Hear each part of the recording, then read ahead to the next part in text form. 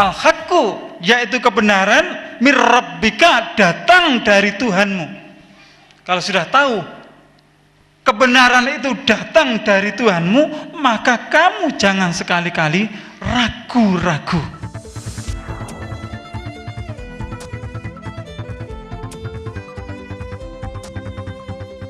Kalau selamatan itu dilakukan pada hari nasnya, Anda tidak punya uang atau tidak punya rezeki pada hari nasnya itu, bisa tidak bisa, Anda harus dipaksa untuk melakukan selamatan. Kalau Anda tidak punya uang pada saat itu, harus utang kepada tetangga. Sedekah itu dilakukan pada saat jenengan itu punya rezeki cukup dimakan oleh keluarga, jenengan ingat kepada saudara kita sesama Islam, kita keluarkan sedekah.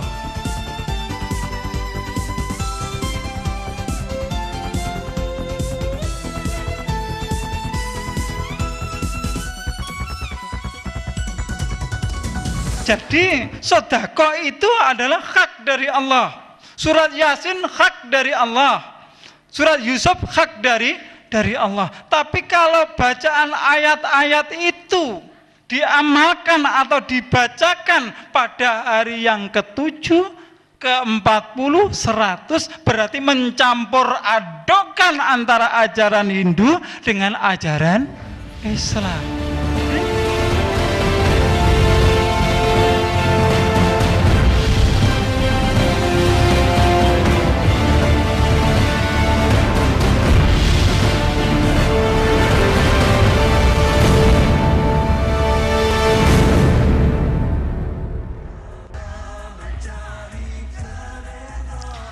Bismillahirrahmanirrahim. Assalamualaikum warahmatullahi wabarakatuh. Alhamdulillahi rabbil alamin. Wabihi nasta'inu ala umuri dunya waddin. Wassalatu wassalamu ala asrafil anbiya'i wal mursalin, wa ala alihi wa sahbihi ajma'in, amma ba'd. Qala Allah Ta'ala fi kitabil karim, a'udzu billahi minasyaitonir rajim, yarfa'illahu alladhina amanu minkum walladhina utul ilma darajah. Fa inna asdaqal hadits kitabullah wa khairal hadyu hadi Muhammadin sallallahu alaihi wasallam. Fa inna kullah muhdatsatin bid'ah wa kullu bid'atin dhalalah wa kullu dhalalatin finnar, amma ba'd.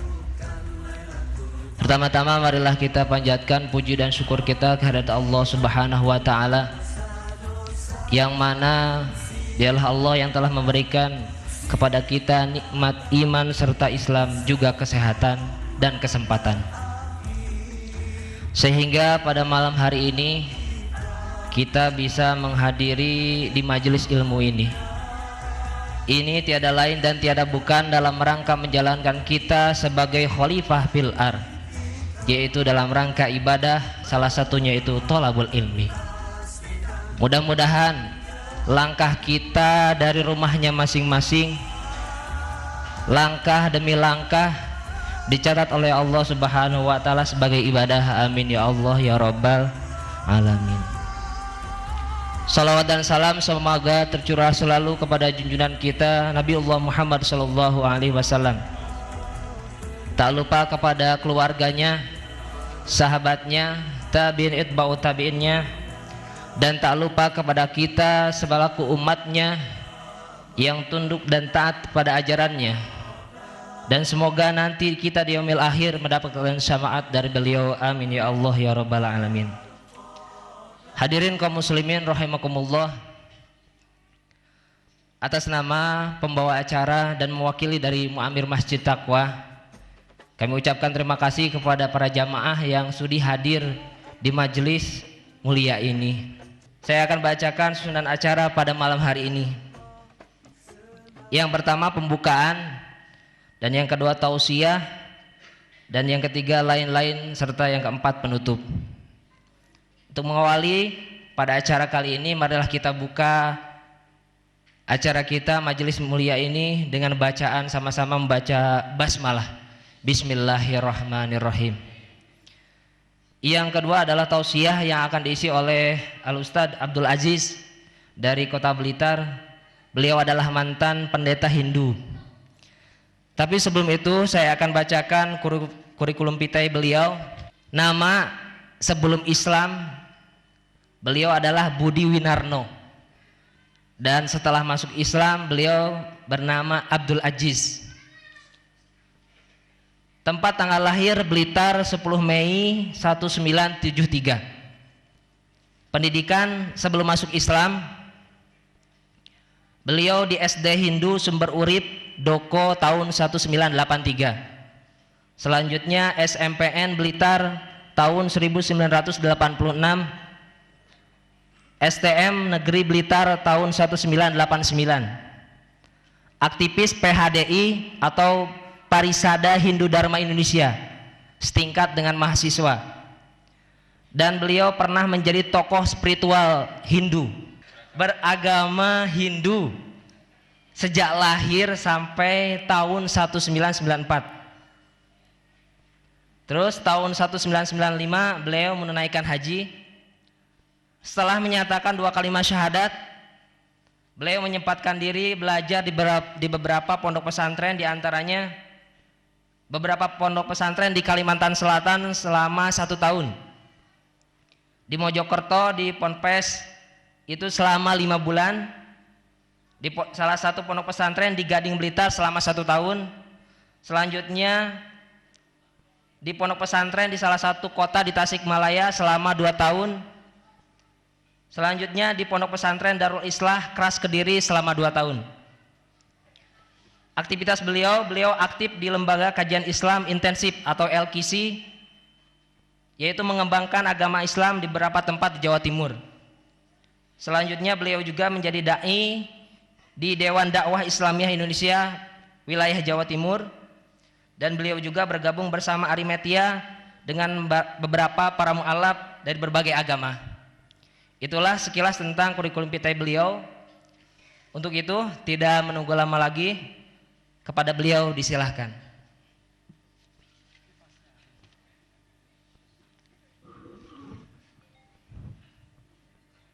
Bismillahirrahmanirrahim. Assalamualaikum warahmatullahi wabarakatuh.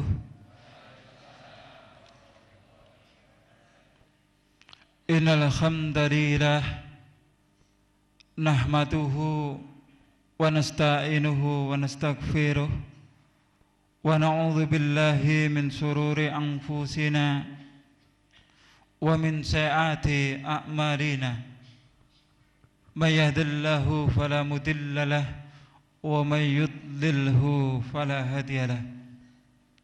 Asyhadu an la ilaha illallah wahdahu la syarika lahu wa asyhadu anna Muhammadan abduhu wa rasuluh. Ya ayyuhalladzina amanu taqullaha haqqa tuqatih wa la tamutunna illa wa antum muslimun. Amma ba'd, fa in astaqal hadithi kitaballah wa khairal huda huda Muhammadin sallallahu alaihi wasallam wa syarrul umuri muthatuha wa kullu muthatatin bid'ah wa kullu bid'atin dhalalah wa kulla dhalalatin finnar. Kepada Bapak Kiai, Bapak Ustadz, Bapak Takmir Masjid At-Taqwa yang saya hormati, kepada Bapak Ibu jamaah ikhwan wa fatilah rahimakumullah. Puji syukur kita panjatkan kehadirat Allah Subhanahu wa taala. Salawat serta salam semoga tetap terlimpahkan kepada baginda Rasulullah sallallahu alaihi wasallam beserta keluarga dan para sahabatnya. Bapak Ibu saudaraku yang saya hormati, tadi sudah diperkenalkan, saya Abdul Aziz, saya berasal dari Blitar. Saya salah satu mantan ruqyanawan dari agama Hindu, pendidikan terakhir dari PKH, pendidikan guru agama Hindu, sempat saat itu saya juga mengajar, namun saya murtad dari agama saya yang dahulu, akhirnya dipecat sampai sekarang. Bapak Ibu saudaraku yang saya hormati, dalam kesempatan yang berbahagia ini saya membawa kabar gembira datang dari saudara-saudara kita dari Lumajang. Alhamdulillah, sejak Islam masuk di Lumajang, Tengger, Ranupane, Bangkalan, Cepoko Ayu, Pusung Dhuwur, pada saat ini saudara kita yang sudah mendapatkan hidayah dari Allah kurang lebih 1950 orang dari agama Hindu masuk agama Islam.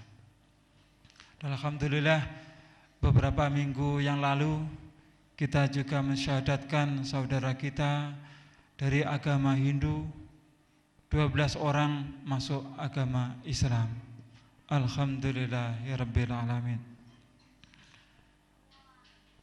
Juga kabar gembira datang dari Kota Denpasar, Bali. Alhamdulillah beberapa bulan yang lalu kita bekerja sama dengan Dewan Dakwah juga MUI Kota Bali. Kita mensyahadatkan 9 orang dari agama Hindu masuk agama Islam. Dan saya juga menemukan salah satu masjid di jantung Kota Denpasar, yaitu Masjid Baitul Makmur. Bisa Bapak Ibu lihat di layar. Di Masjid Baitul Makmur itu jamaahnya sholat subuh istiqomah 500.000 orang. Paling sedikit jamaahnya sholat subuh di Masjid Baitul Makmur 300 orang istiqomah. Dan ini wonten masjid panjenengan jamaahipun sholat subuh tiyang pinten, Pak? Jujur tiba wong bojong iki. Subhanallah. Mungkin Bapak Ibu akan berpikir, loh itu kan di situ sudah mayoritas Islam, keliru ya Bapak. Jadi Masjid Baitul Makmur itu berdiri di tengah-tengah perumahan orang yang beragama Hindu. Luar biasa ternyata perjuangan saudara-saudara kita yang di Bali, ternyata Islamnya benar-benar militan. Juga kalau mengingat perjalanan dakwah di Bali itu sangat berbeda dengan di Jawa. Kalau di Bali, kalau ada saudaranya itu masuk agama Islam, beberapa tokoh dari ormas Islam, baik dari Muhammadiyah, baik dari Nahdlatul Ulama, bersatu menawarkan, Anda dahulu adalah teman kami, tapi sekarang Anda bersahadat, Anda adalah saudara kami. Apa yang Anda butuhkan pada saat ini? Anda butuh pekerjaan, kami sebagai saudara Anda siap untuk membantu. Anda ingin menuntut ilmu, mengetahui agama Islam, sudah ada tempatnya di Mu'alaf, Graha Mu'alaf Foundation. Benten Pak kalian wonten Jawa, benten wonten Jawa, wonten sederek sing mlebet Islam cukup ngucapaken alhamdulillah. Jujur tiba jamaah pujengi luar biasa, benar-benar perhatiannya kepada saudara-saudaranya benar-benar patut kita contoh. Juga Bapak Ibu sekalian, kerukunan saudara kita yang ada di Denpasar benar-benar luar biasa. Jadi siapapun orangnya, pokoknya beragama Islam, benar-benar berusaha untuk menciptakan kerukunan. Seperti halnya yang difirmankan oleh Allah, wa tasimu bihablillahi jami'an wa la tafarraqu. Tapi berbeda Pak, Bali yang di Denpasar sama Bali yang ada di kampung Jawa. Lek ne wonten kampung Jawa ya sepadha ae karo Jawa ngeten iki. Terkadang lek ne dijak ngaji bareng, waduh, masjid At-Taqwa, masjid wong Muhammadiyah teko ndak gelem. Tapi alhamdulillah saya tadi menerima laporan dari panitia, ada saudara kita Nahdiyin, ada saudara kita yang dari Muhammadiyah. Alhamdulillah, ini yang harus kita pertahankan. Yang dari Nahdiyin, kitabnya juga Al-Quran, Tuhannya adalah Allah, Rasulnya adalah Muhammad sallallahu alaihi wasallam. Podo. Yang seperti ini yang saya harapkan. Tapi terkadang lek wis ana embel-embel Muhammadiyah ngoten kula mboten nuding niku. Mboten nuding, mboten kersa. Tapi lek diundang Natalan bersama ke gereja malah mau. Kualik niki. Bapak Ibu sekalian yang saya hormati, beberapa gerakan orang-orang salibis sudah masuk di Bali. Ini data-datanya Bapak Ibu sekalian, masjid bertambah, puranya tetap di Bali, keadaannya seperti ini. Ini tanggapan dari beberapa kekuatan salibis yang sudah masuk kota Denpasar.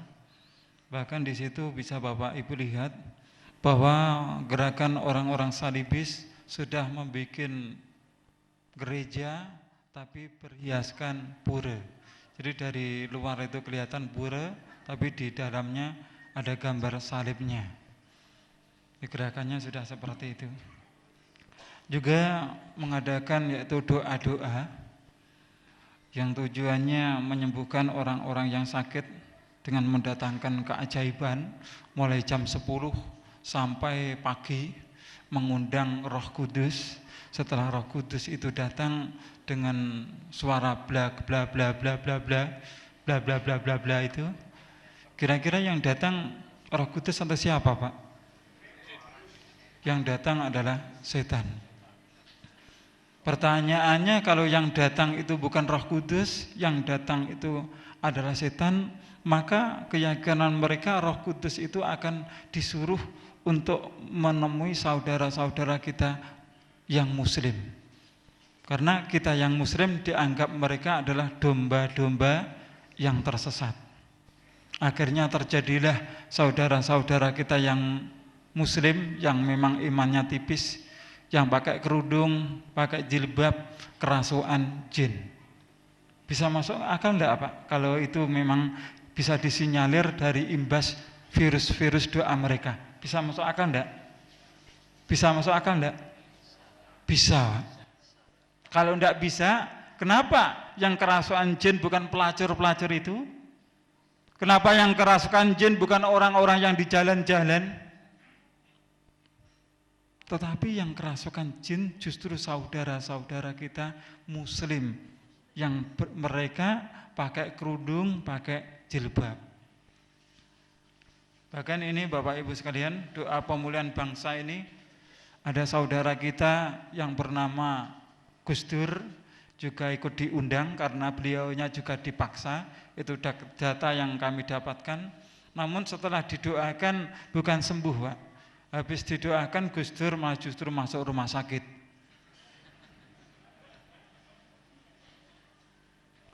Fakta buku-buku yang memang tujuannya untuk melakukan pemurtadan, yaitu buku-buku kitab-kitab Bible yang bertuliskan Arab. Ini sudah banyak beredar ini di Jakarta maupun di Bali untuk mengecoh umat Islam. Ini contoh-contohnya Bapak Ibu sekalian. Ini kalau kita lihat sekilas hampir sama dengan kitab Fathul Bari Syar'i dari Sahih Bukhari ya. Tapi di situ lisanul Arab. Semuanya ini tafsir-tafsir dari kitab Bible. Ini kaligrafi Matius hampir sama dengan tulisan-tulisan yang kita punya. Tapi ini bukan dari ayat Al-Quran, dari Matius. Ini ada terlihat di sini Allahu Akbar Maulid Nabi Isa alaihi wasallam. Bapak Ibu saudaraku yang saya hormati, saya masuk Islam pada tanggal 1 pada tahun 1994 akhir, saya salah satu tokoh mantan rohaniawan dari agama Hindu. Jabatan saya sebagai Sudinggeh. Sudinggeh itu adalah jabatan satu tingkat di bawah Romo Pinandita. Kalau Romo Pinandita itu dalam versi kita kiainya, kalau Romo Sudinggeh itu sebagai ustadznya. Tugas saya mengisi di Dharma Santi. Dharma Santi itu dalam versi kita di kajian-kajian. Juga tugas saya mempengaruhi umat Islam supaya umat Islam bisa untuk dimurtadkan. Jadi Bapak Ibu kalau ingin tahu wajah-wajahnya orang yang suka menipu umat Islam, wajah-wajahnya mantan-mantan misionaris, saya yang berdiri di depan Bapak Ibu sekalian, saya salah satu contohnya. Di wajah-wajahnya memang seperti ini. Kata-katanya halus, namun halus kayak ular. Tapi dulu ya, dulu. Saya masuk Islam pada saat itu saya menjalankan ilmu yang dimaksud yaitu ilmu Yoga Samadhi. Jadi saya tidak ada pengaruh dari orang-orang, dari saudara-saudara kita Muslim, lantas saya terpengaruh, akhirnya saya masuk agama Islam. Tidak. Tapi benar-benar melalui perjalanan yang sangat panjang, perjalanan yang sangat melelahkan, saya sendiri sadar kenapa itu sampai terjadi, karena kerasnya hati saya tidak mau menerima Islam. Pada saat itu saya berdakwah bersama teman-teman kami yang lain di suatu daerah, dan banyak saudara-saudara kita Muslim yang saya ajak ke dalam agama saya dahulu. Banyak dai-dai dari Muslim yang selalu berusaha untuk menghalang-halangi langkah kami. Akhirnya kami sebagai pimpinan sowan kepada Romo Pinandita. Setelah sowan kepada Romo Pinandita, kami sampaikan kepada beliau. Akhirnya kami semua tokoh-tokoh dari agama saya dahulu dikumpulkan di Pura Sindoro Lumajang untuk mempelajari ilmu Yoga Samadhi. Saya belajar tekun ilmu itu. Setelah saya belajar, saya bisa menguasainya. Akhirnya kami pulang, kami praktekkan di tempat-tempat ibadah kami. Yoga Samadhi salah satu contohnya seperti ini. Jadi walaupun tidak pakai baju, juga tidak kedinginan, seperti ini. Ini Yoga Samadhi yang sudah kebablasan, akhirnya menjadi gila. Bapak Ibu sekalian yang saya hormati, disitulah banyak umat-umat Islam yang ikut di dalam ritual Yoga Samadhi. Dan apa tujuan ilmu Yoga Samadhi? Yaitu mempengaruhi umat Islam, orang yang sakit bisa disembuhkan, orang yang pikirannya kalut, sedih, susah akan bisa disembuhkan. Itu inti daripada ilmu Yoga Samadhi. Dan pada saat itu lagi-lagi saudara kita dari Muslim berusaha menghalang-halangi langkah kami. Akhirnya saya sowan kepada pimpinan, saya sampaikan masalah saya, dan beliau menyarankan supaya saya menyempurnakan ilmu Yoga Samadhi dengan mempergunakan mantram Trayambakam. Dengan catatan harus berpuasa selama 7 hari 7 malam. Syarat itu saya terima Bapak Ibu sekalian, karena keinginan saya untuk mewujudkan cita-cita saya, keinginan saya supaya umat Islam mau masuk ke dalam agama saya dahulu. Beliau memberitahu kepada kami, siapapun yang mengamalkan Yoga Samadhi dengan mempergunakan mantram Trayambakam, dia akan mendapatkan kekuatan supernatural dari Trimurti, 3 manifestasi Ida Sangjang Widiwasa, Dewa Brahma, Wisnu, juga Dewa Siwa. Saya pulang, saya terima persyaratan itu, saya minta doa restu dari ayah ibu saya, beliau merestuinya. Pagi hari saya kerjakan ritual itu. Pada hari yang pertama, hari yang kedua, hari yang ketiga. Pada hari yang ketiga saya diuji oleh Tuhan. Datanglah ribuan nyamuk, yang nyamuk itu seakan-akan mau menggigit, mau menghisap darah saya. Saya bacakan mantram Trayambakam, nyamuk itu hilang. Pada hari yang ketiga, hari yang keempat, hari yang kelima, saya diuji Tuhan. Kenapa saya sebut saya diuji Tuhan, Bapak Ibu sekalian? Karena demi Allah, pada saat itu saya mencari Tuhan saya yang sebenar-benarnya. Saya pada hari yang kelima, saya diuji Tuhan, datanglah bau busuk yang timbul dari tubuh saya. Saya bacakan mantram Trayambakam, bau busuk itu hilang. Bapak Ibu mungkin akan bertanya kepada saya, itu mimpi atau kenyataan? Karena banyak dai-dai kita yang mimpi melihat salib, yang mimpi mendengar pujian-pujian dari gereja, malah justru murtad dari Islam, masuk agama Kristen. Saya beritahu Bapak Ibu sekalian, ritual di dalam agama saya dahulu, kalau tidur hukumnya batal. Kalau menjalankan ritual, kalau lampu menyala hukumnya batal. Kalau dia keluar dari tempat persemadian, maka hukumnya batal. Bagaimana mau buang air kecil, bagaimana mau buang air besar. Jadi di sudut kamar itu disediakan tempatnya. Sampai sekarang pun juga seperti itu. Itu bagi orang yang kastanya seorang kasta Brahmana. Jadi di dalam agama saya dahulu ada kasta Brahmana, saudagar, prajurit, waisa, dan sudra. Kebetulan kasta saya adalah kasta Brahmana. Jadi cara tirakatannya juga seperti itu. Kemarin saya juga di Lumajang, waktu di Bangkalan, ada saudara kita yang belum mendapatkan hidayah, dan akhirnya kita bisa sharing tentang agama Islam.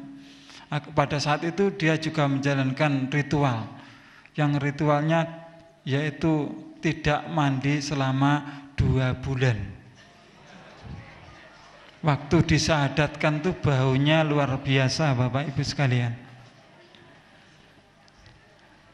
Jadi kalau ritual-ritual seperti itu, ritual mutih, ritual cuma makan sayur, cuma makan nasi aja, itu ritual-ritual dari agama kami dahulu. Hari yang kelima, hari yang keenam, hari yang ketujuh, dari pagi Bapak Ibu saya baca mantram Trayambakam terus. Pagi, siang, malam, jam 10, jam 11 lewat, gemetar dalam hati saya. Saya membayangkan bagaimana wujudnya Dewa Brahma, bagaimana wujudnya Dewi Saraswati, Dewa Siwa, Dewa Rudra, dan sebagainya. Gemetar saya membayangkan bagaimana Tuhan saya nanti datang dan bagaimana saya bisa sungkem. Tapi setelah jam 11 lewat saya tunggu sampai jam 12. Jam 12 lewat belum datang juga. Sampai jam 1. Terus saya baca mantram Trayambakam. Setelah jam 2 saya baca mantram Trayambakam, Tuhan tidak menemui saya. Bukan gemetar lagi di dalam hati saya, Bapak Ibu sekalian, tapi guncang yang luar biasa. Kenapa waktu sudah lebih dari jam 2 Tuhan kok tidak menemui saya? Guncang luar biasa. Dan disitulah Bapak Ibu sekalian, saya diuji Tuhan. Pada saat itu saya mendengarkan suara takbir, Allahu Akbar, Allahu Akbar, Allahu Akbar walillahil hamd, Allahu Akbar, Allahu Akbar walillahil hamd, Allahu Akbar, Allahu Akbar walillahil hamd. Karena kerasnya hati saya, karena bencinya saya dengan Islam, maka suara takbir saya lawan dengan mantram Trayambakam. Saya bukan bersyahadat Bapak Ibu sekalian, tapi saya lawan dengan mantram Trayambakam. Apa yang terjadi Bapak Ibu sekalian? Karena sadar besok itu bukan hari raya Idul Fitri, besok itu bukan hari raya Idul Adha, maka saya lawan Suara takbir saya lawan dengan mantra-mantra yang bagam. Suara takbir bukan hilang, tetapi suara takbir semakin kuat, suara takbir semakin jelas. Dengan kondisi yang sudah terkuras luar biasa. Jadi Bapak Ibu sekalian, berpuasa itu kalau sudah 7 hari 7 malam, badan kita tuh benar-benar luar biasa, sudah terkuras habis. Jadi saraf di tangan kita, kaki kita, itu seakan-akan sudah mau putus. Benar-benar luar biasa. Akhirnya dengan kondisi yang sudah payah luar biasa, saya batalkan ritual itu. Pagi harinya saya berbuka, sore harinya saya ke rumah bibi saya. Kebetulan bibi saya sudah dinikahi saudara kita muslim, beliau sudah masuk agama Islam. Dan anaknya itu sekolah di Aliyah. Saya masuk di rumah beliau, dan di rumah beliau, di ruang tamu itu ada buku pasolatan. Saya buka buku pasolatan itu, di lembar pertama itu ada tulisan kabirau walhamdulillahi katsirah wa subhanallahi bukratan wa asila. Saya tidak membaca ayatnya karena memang saya tidak bisa, tapi saya membaca artinya bahwa segala puji bagi Allah, Maha besar Allah, Maha suci Allah sepanjang pagi dan petang. Saya baca artinya, gemetar dalam hati saya. Saya baca artinya lagi, Maha suci Allah, Maha besar Allah sepanjang pagi dan petang. Gemetar dalam hati saya, sampai keluar keringat dingin saya. Disitulah Bapak Ibu sekalian, saya berpikir, apakah suara takbir tadi malam itu kemurahan dari Allah supaya saya masuk agama Islam. Islam saya rasakan di dalam hati saya sangat nikmat. Akhirnya saya pulang, tapi tidak pulang ke rumah, saya pulang langsung menuju rumah salah seorang ustadz. Saya sampaikan masalah saya kepada beliau, dan disitulah saya disyahadatkan asyhadu alla ilaha illallah wa asyhadu anna Muhammadar Rasulullah. Beliau berpesan, kamu sekarang sudah Islam, syaratnya orang Islam harus sholat. Ini ada buku pasolatan, kamu pelajari di rumah. Saya pelajari Bapak Ibu sekalian, malam itu gerakan-gerakan sholat, dan pagi harinya saya lakukan sholat subuh yang perdana. Tapi sholat subuh saya tidak sama dengan Bapak Ibu sekalian. Jadi saya takbiratul ikram, baca bismillahirrahmanirrahim. Saya ruku, baca bismillahirrahmanirrahim. Saya sujud, baca bismillahirrahmanirrahim. Saya at-tahiyat pun baca bismillahirrahmanirrahim. Alhamdulillah, walaupun cuma pakai basmalah, sholat saya istiqomah. Waktu terus berlalu, akhirnya saya merasa, loh, orang sholat itu apakah cuma seperti ini? Akhirnya saya sowan kepada ustadz yang telah mensyahadatkan saya. Setelah saya di rumah beliau diberitahu, loh, orang sholat itu pakai suratul Al-Fatihah.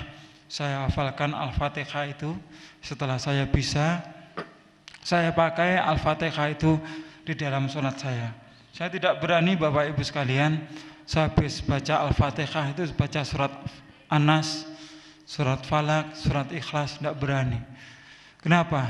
Karena sebelum saya masuk agama Islam, saya mendengar bahwa ayat-ayat itu dibacakan kepada orang yang mati. Pikiran saya nanti setelah habis baca surat Ikhlas terus mati. Ada cerita yang lebih lucu lagi, Bapak Ibu sekalian. Saya pernah mau bertengkar gara-gara sholat asar. Karena namanya ya memang belum tahu ya. Saya sholat asar, saya ditepuk dari belakang pundak saya ini. Karena saya merasa terganggu, saya tolak. Pak, jenengan tidak tahu ya kalau saya ini lagi sholat. Akhirnya saya pindah lagi. Setelah pindah, ditepuk lagi. Begitu. Pak, mohon maaf, jenengan tidak tahu ya kalau saya ini lagi sholat. Kalau Bapak itu ngajak berantem, nanti aja habis asaran, nanti berantem sama saya. Loh gini Mas, Kalau sampeanku tak tepuk dari belakang, berarti Anda itu jadi imam. Astagfirullahaladzim. Ternyata saya jenengan jadikan imam. Iya. Jenengan enggak tahu. Kenapa? Saya baru masuk Islam. Oh alah, awakmu tahu mlebu nang Islam ah. Ada lagi Bapak Ibu sekalian, cerita lucu itu sampai menggembarkan masjid itu. Ceritanya juga gara-gara sholat Jum'ah yang perdana. Saya masuk di dalam masjid, datang yang awal karena sakit kepinginnya sholat Jum'ah. Jam 11 itu sudah di masjid zikir, saya duduk. Setelah saya duduk, banyak saudara-saudara kita yang masuk ke masjid. Saudara-saudara kita tuh melirik saya. Loh ngapa ini kok mereka melirik? Saya bertahan aja, mungkin resikonya baru masuk Islam itu seperti ini. Tapi makin lama kok ada yang melirik, ada yang melotot. Loh ono apa sih iki? Aku tak gerayangi, Pak. Setelah saya gerayangi, ternyata kenapa mereka melototi saya? Karena ternyata saya tuh masuk masjid, sandal saya tidak saya copot. Saya teringat di dalam sebelum saya masuk Islam, saya dulu kalau masuk ke tempat ibadah kami dahulu juga sandal saya bawa masuk, akhirnya saya duduki itu. Begitu saya masuk Islam juga seperti itu, sandal saya bawa masuk, sandal saya duduki. Oh pantes aku mau dipenelengi, Rek. Bapak Ibu sekalian yang saya hormati, waktu terus berlalu, saya sholat sembunyi-sembunyi, sepandai-pandainya saya menyembunyikan diri, akhirnya ketahuan juga. Pada saat itu saya menjalankan sholat asar, saya lupa untuk mengunci kamar saya. Ayah saya lewat, dalam sholat saya asar itu saya masih teringat Bapak Ibu sekalian, saya tidak merasakan kusuk lagi. Saya membayangkan apa yang terjadi kalau sampai tahu bahwa saya sudah masuk agama Islam. Benar Bapak Ibu sekalian, setelah ayah saya tahu, setelah saya sholat, ayah saya tanya, kamu sekarang sudah masuk agama Islam ya? Karena sudah ketahuan seperti itu, saya jawab dengan jujur, iya ayah, saya sudah masuk agama Islam. Dengan jawaban saya itu, betapa marahnya beliau berkata yang keras, membentak-bentak saya, mau kamu bawa kemana harga dirimu, mau kamu bawa kemana martabat keluargamu kalau kamu masuk agama Islam. Dengan harapan saya murtad lagi dari agama Islam, masalah saya disampaikan kepada paman disampaikan kepada pimpinan. Pagi harinya saya diberi undangan paksa untuk mempertanggungjawabkan perbuatan saya. Saya pagi hari di sidang di hadapan mereka, semuanya mencaci maki saya karena saya salah seorang pimpinan kok malah justru masuk agama Islam. Dan di situ datanglah paman saya. Tentu saya sebagai keponakan berharap bahwa paman datang untuk menolong saya. Tapi keliru Bapak Ibu sekalian, paman datang bukan menolong saya, tapi justru paman datang untuk melampiaskan marahnya kepada saya. Jadi dihadirin yang banyak seperti ini, beliau datang langsung meludahi wajah saya. Jadi di situ benar-benar saya diuji oleh Allah. Benar-benar guncang di dalam hati saya. Kenapa saya ini masuk agama Islam, mereka kok ribut? Kenapa saya ini tidak menipu, tidak merugikan mereka? Mereka kok tidak memperbolehkan saya masuk agama Islam? Setelah saya di sidang, saya pulang, sampai di rumah, 5 saudara saya mencaci maki saya, ayah ibu juga mencaci saya selalu menghindar. Dan disitulah Bapak Ibu sekalian peranan dari paman saya. Beliau berkata, kalau kamu tetap beragama Islam, kalau kamu tetap mempermalukan keluargamu, maka kamu nanti akan kubunuh. Saya mendengar ancaman itu, saya tanggapi biasa saja Pak. Mungkin ini hanyalah gertakan. Tapi Bapak Ibu sekalian, ternyata ucapan dari paman saya itu benar-benar dibuktikan. Karena memang tidak ada persiapan. Dan kejadiannya itu pada saat saya di rumah sendirian. Jadi Bapak Ibu sekalian, Saya sudah pernah saya disergap dari belakang. Saya sudah pernah tangan saya ini diikat. Saya sudah pernah leher saya ini mau dikorok. Pada saat itu kecil sekali Bapak Ibu sekalian. Harapan saya untuk hidup kecil sekali. Saya hanya bisa memanjatkan doa kepada Allah. Ya Allah, kalau benar-benar Engkau itu menerima tobatku, kalau benar-benar Engkau menerima Islamku, berilah kesempatan padaku ya Allah. Berilah kesempatan padaku. Berilah umur panjang. Bapak Ibu saudaraku yang saya hormati, doa saya dikabulkan oleh Allah. Ayah yang berencana pergi, beliau pulang. Setelah ayah pulang, sekejam-kejamnya ayah saya tentu tidak akan tega kalau anaknya itu dibunuh oleh orang. Melihat saya sudah seperti itu, ayah bertengkar dengan paman. Setelah bertengkar dengan paman, paman pulang. Dan saya dibebaskan oleh ayah saya. Setelah saya dibebaskan oleh ayah saya bertanya, "Kemana? Kenapa kamu masuk agama Islam? Kenapa kamu tega keluarga kita pecah seperti ini? Gara-gara kamu masuk agama Islam, kamu terjadi seperti ini. Kalau coba nanti ayah kalau tidak pulang, bagaimana yang terjadi pada dirimu? Kenapa kamu korbankan dirimu gara-gara kamu masuk agama Islam?"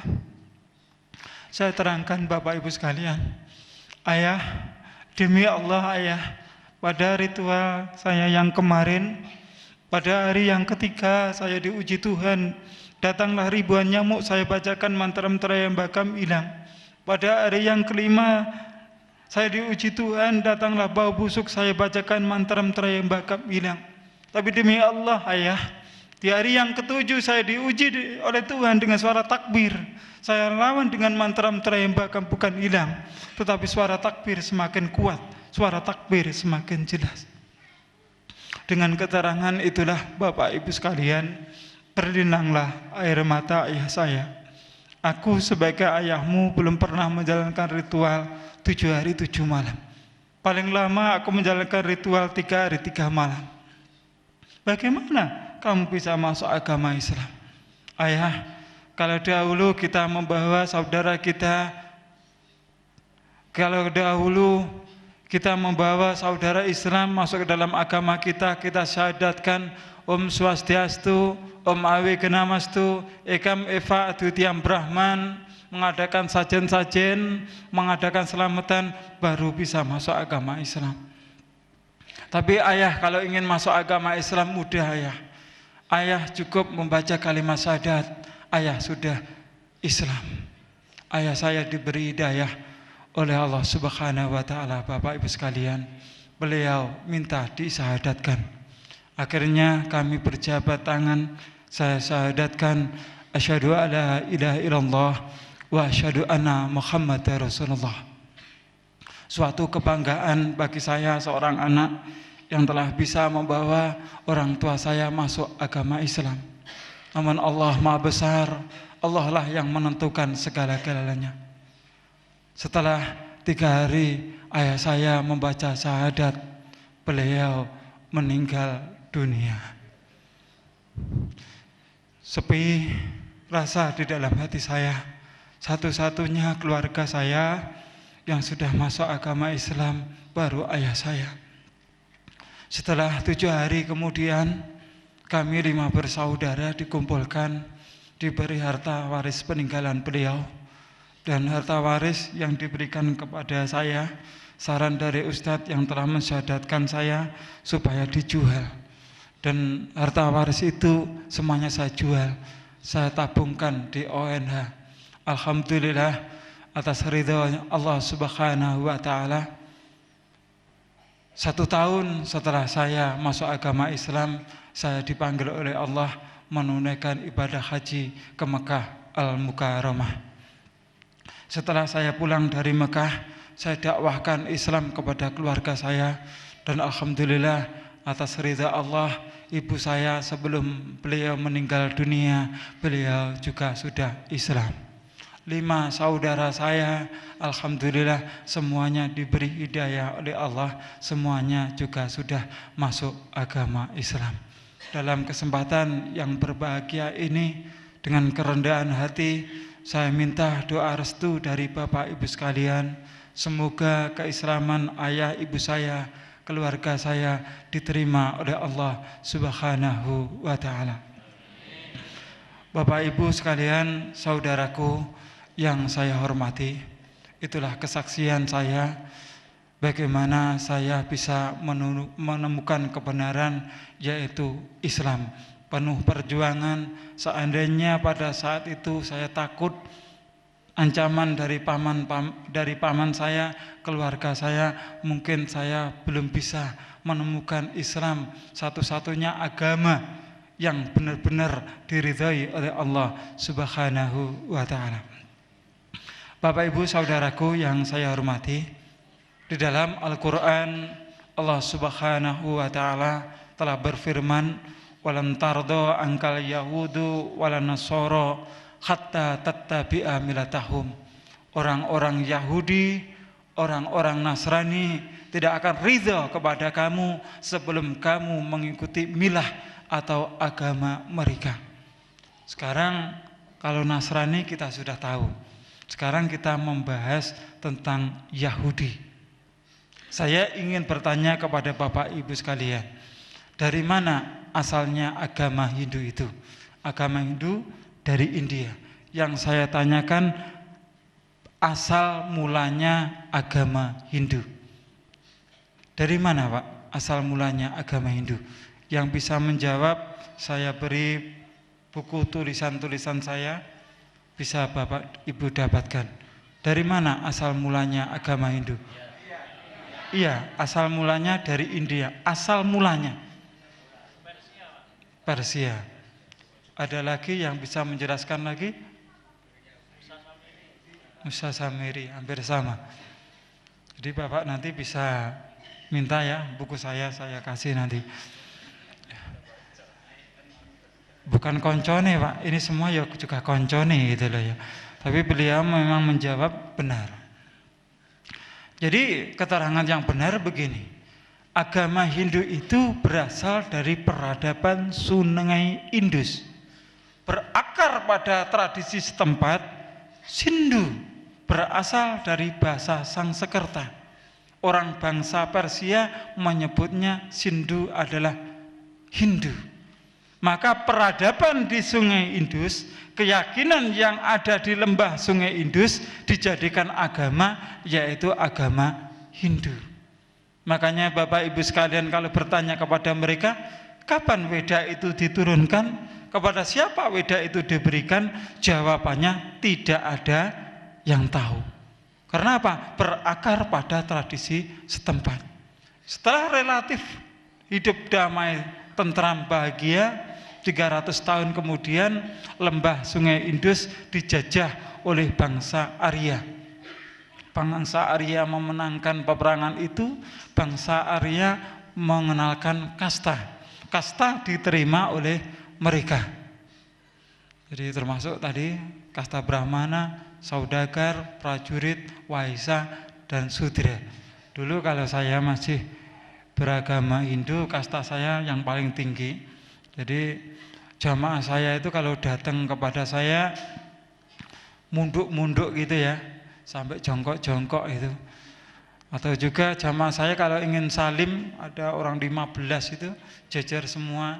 Jadi saya salim cukup pakai ujung jari aja, jadi seret gitu. Jadi kalau saat ini ada seorang kiai, ada seorang ustadz salim karo jamaah koyok ngono kuwi, terok-terok agamaku, gitu loh ya. Jadi ndak ada seperti itu. Juga Salim kepada saya waktu dulu itu sampai cium-cium tangan saya, Pak. Jadi cium dari sebelah sini, dibalik lagi. Nah, itu kalau umat Islam kan tanda tawaduknya kepada kiai, Pak. Kan boleh itu. Tanda tawaduk kepada kiai itu bukan seperti itu. Jadi nasihat dari seorang kiai, dari seorang ustadz, kita pahami, kita amalkan, itu namanya tawaduk kepada ulama. Bukan tawaduk terus tandanya itu mencium tangan, terus nasihatnya tidak diamalkan, bukan seperti itu. Kasta diterima mereka, hubungan orang Arya semakin akrab. Akhirnya hubungan orang Arya dengan orang lembah Indus semakin akrab. Terciptalah kitab yang pertama kali yang diberi nama Kitab Rig Weda, kitab tertua di dalam agama Hindu. Sekarang kita bisa menggarisbawahi Bapak Ibu sekalian bahwa orang Arya di dalam tafsir Ibnu Katsir diterangkan sering disebut yaitu bangsa Simit. Bangsa Simit juga sering disebut suku-suku orang-orang Yahudi. Berarti agama Hindu itu adalah warisan orang-orang Yahudi. Apakah bisa kita buktikan? Bisa.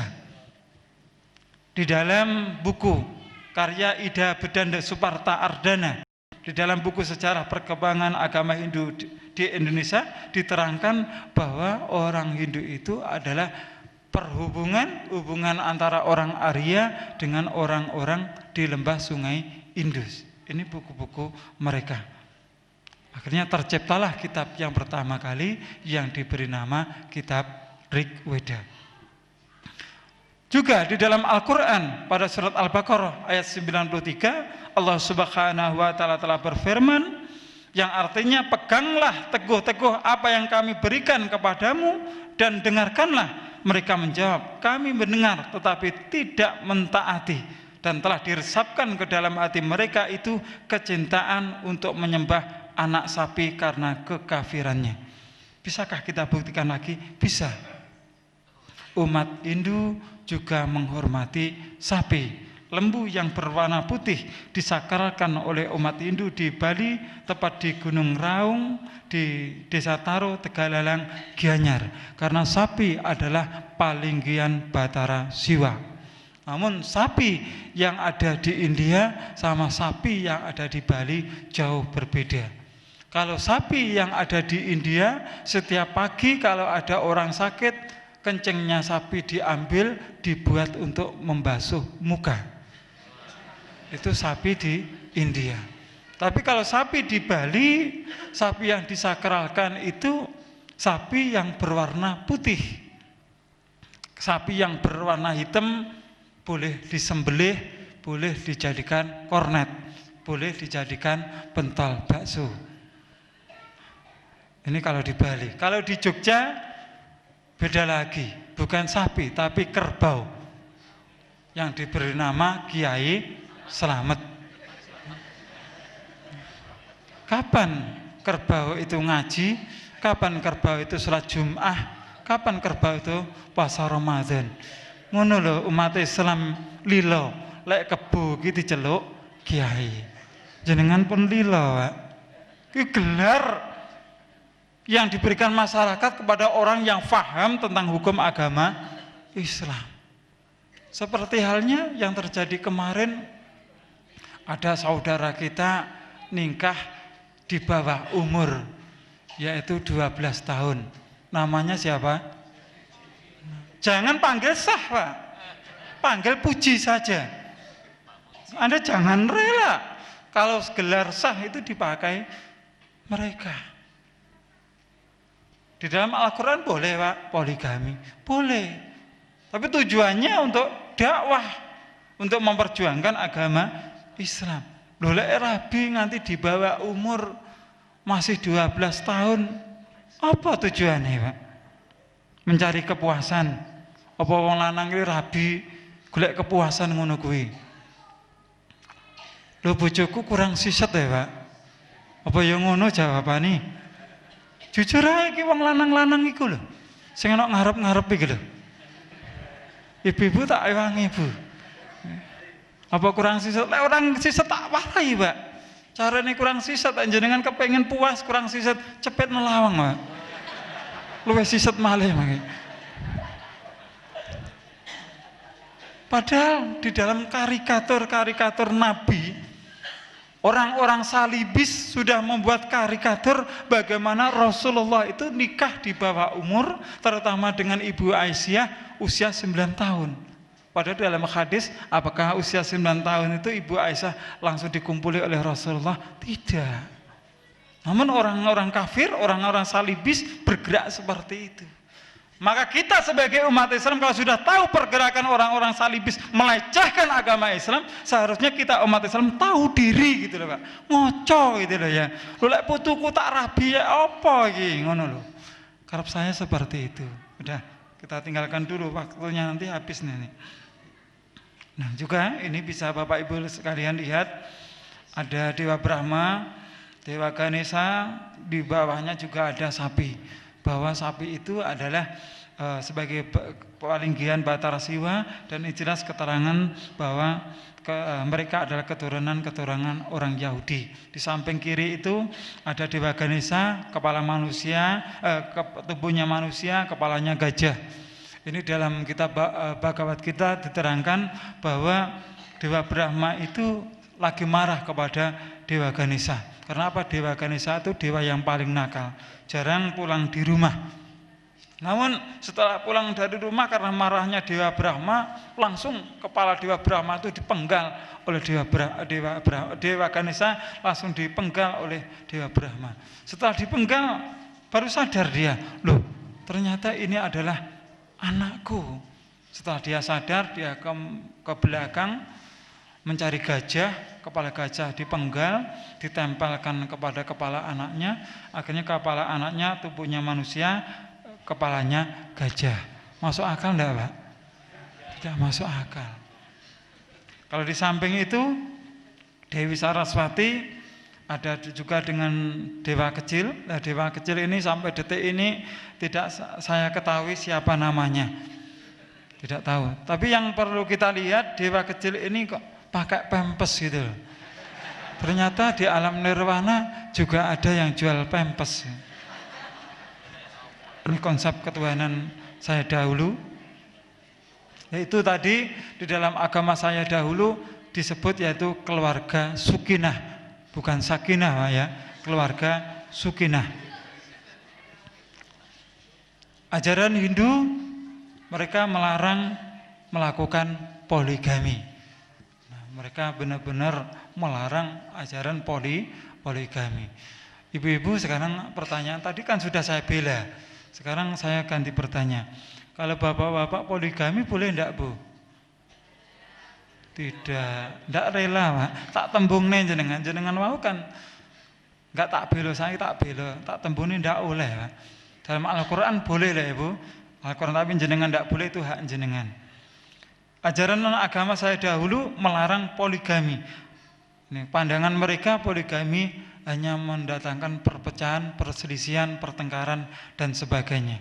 Tapi kalau mereka membuka kitab Bhagavad Purana, diterangkan di dalam kitab mereka bahwa Sri Krishna itu mempunyai istri sebanyak 16.000. Luar biasa. Bagaimana cara melakukannya? Mungkin sekali pakai, Bu. Nah, kalau kita kan masih dibatasi. Ternyata Sri Krishna itu mempunyai istri 16.000. Jadi kalau tadi mereka melarang poligami, tapi dewa-dewa mereka melakukan poliandri. Jadi satu perempuan melayani 5 dewa. Ini bukan karikatur Bapak Ibu sekalian ya. Gambar-gambar ini bisa Bapak Ibu dapatkan di dalam buku atau kitab Bhagavad Gita. Bisa Anda dapatkan. Makanya dahulu setelah saya masuk agama Islam, saya buka Al-Quran. Saya lihat, saya cari gambarnya. Loh kok gak ono gambare yo.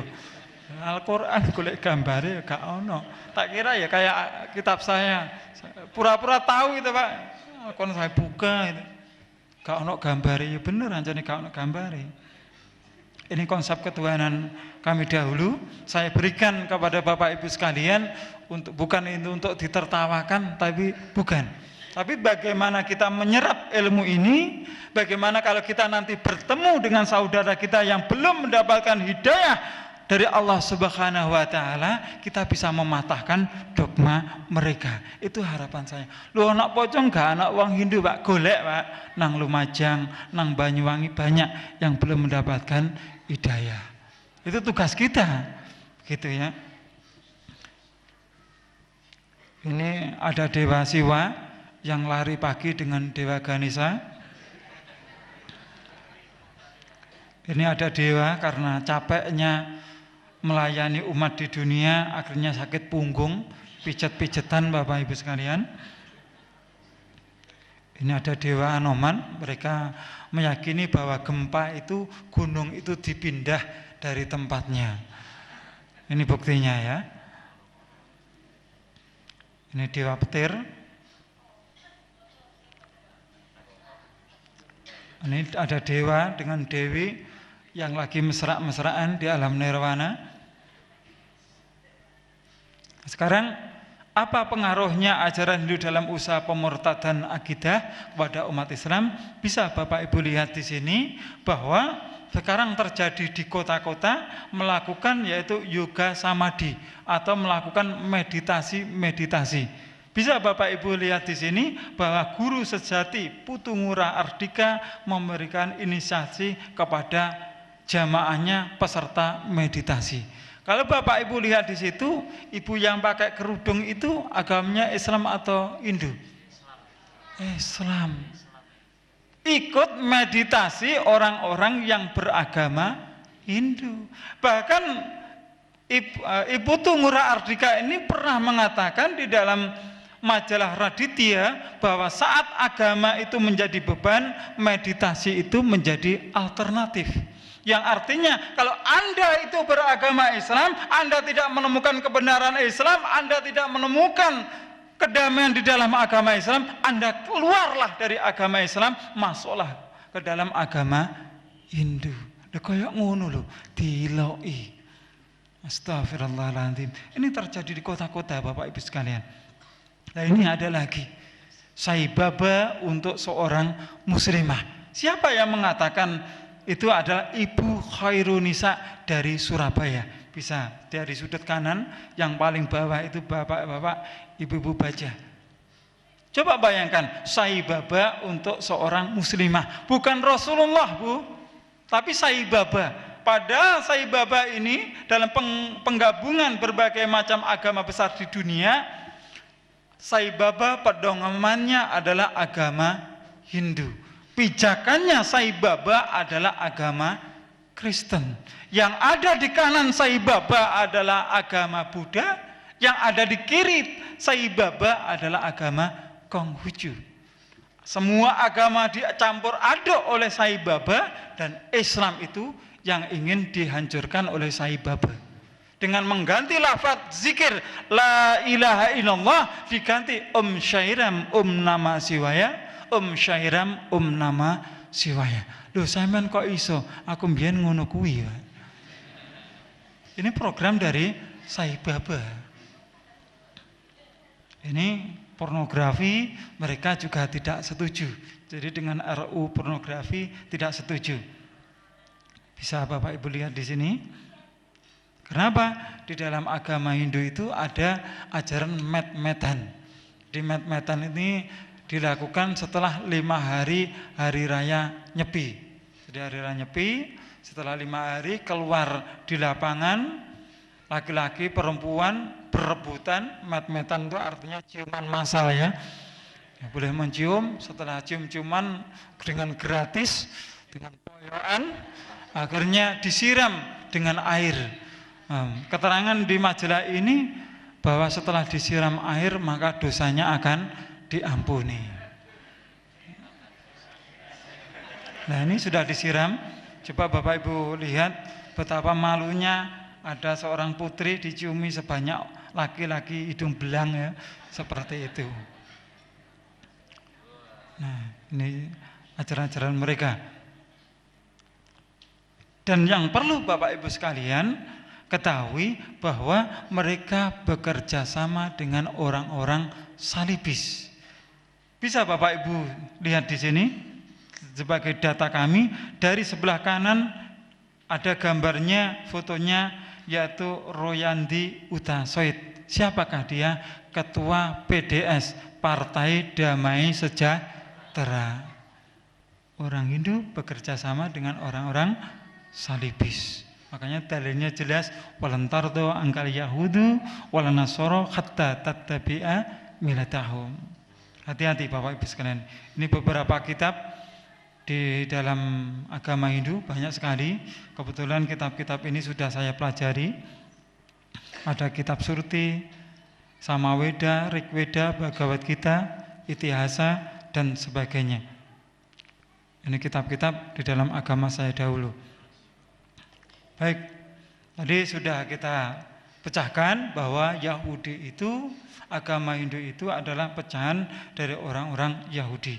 Sekarang berangkat dari kebencian orang-orang Yahudi dan Nasrani yang merasa gagal menghancurkan Islam di muka bumi ini, maka ia menghancurkan dari sistem Islam, yaitu pola pikir, cara hidup, cara nikah, dan akidah umat Islam.